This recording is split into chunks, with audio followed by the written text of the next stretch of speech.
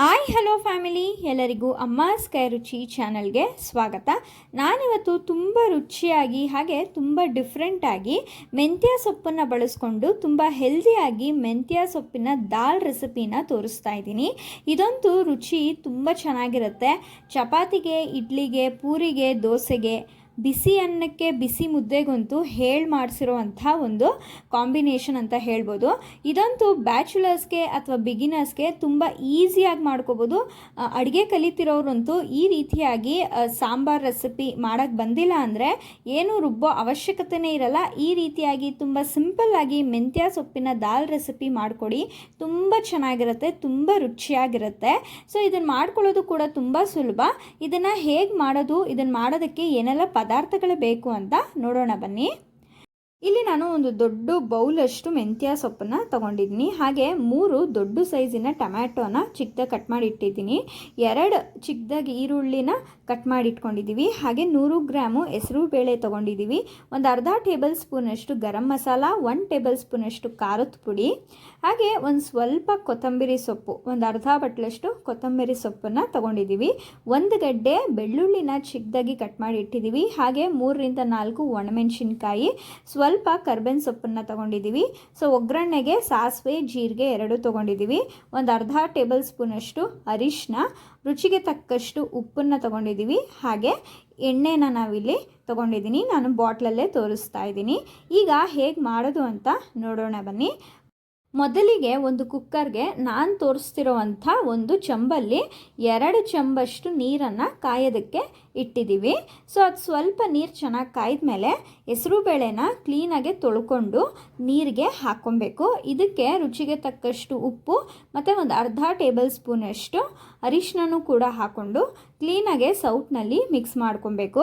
ನಾವಿಲ್ಲಿ ಹೆಸರು ಬೇಳೆನ ಚೆನ್ನಾಗಿ ಬೇಯಿಸ್ಕೋಬೇಕು. ಆದ್ದರಿಂದ ಕುಕ್ಕರ್ನ ಮುಚ್ಚಿಬಿಟ್ಟು ಒಂದು 3 ವಿಷಲ್ಲು ಬಿಡ್ತಾ ಇದ್ದೀವಿ. ಸೊ ಕುಕ್ಕರ್ ಈಗ 3 ವಿಷಲ್ಲು ಬರಬೇಕು.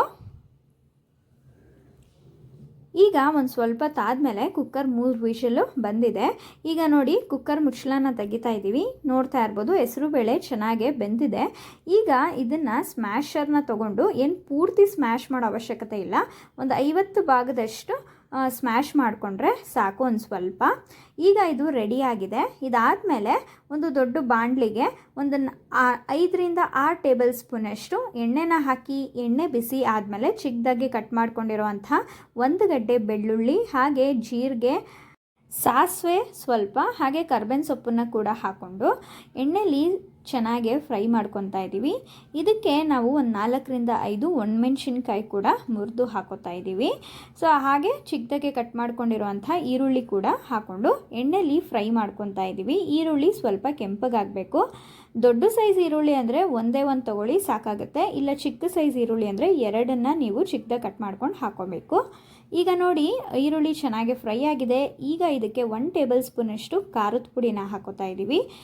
ಹಾಗೆ ನಾವಿಲ್ಲಿ ಮೆಂತ್ಯ ಸೊಪ್ಪನ್ನು ಚಿಕ್ಕದಾಗೆ ಕಟ್ ಮಾಡ್ಕೊಂಡಿದ್ದೀವಿ.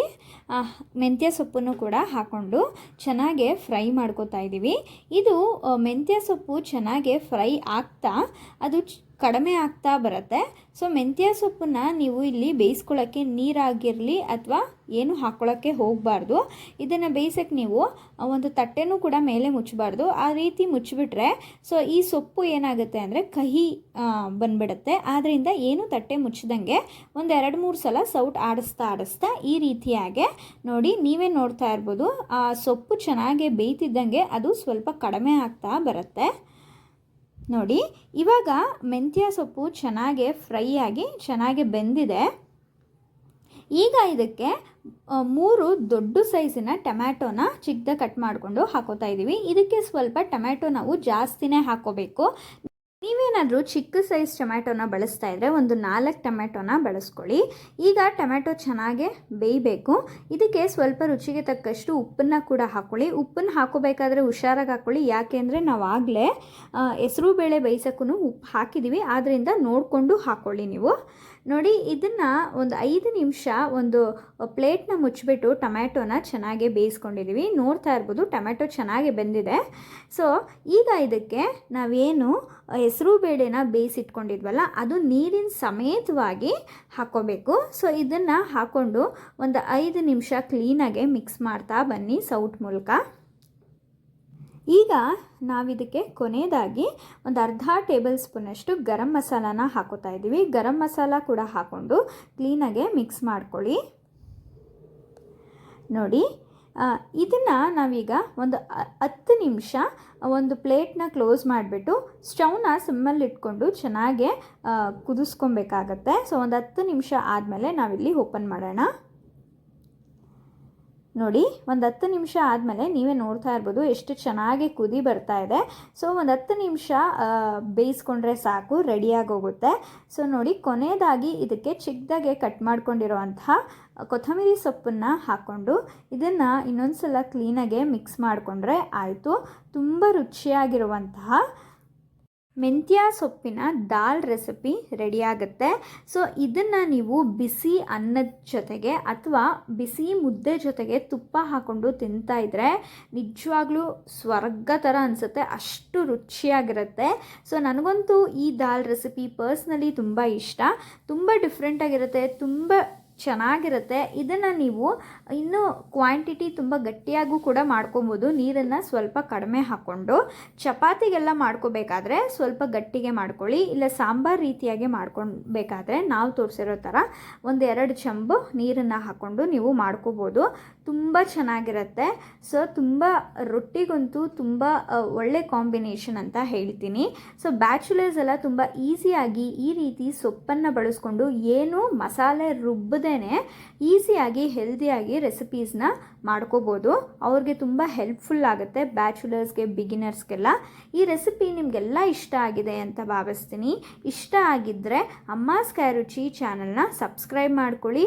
ಹಾಗೆ ಲೈಕ್, ಶೇರ್, ಕಮೆಂಟ್ ಮಾಡಿ.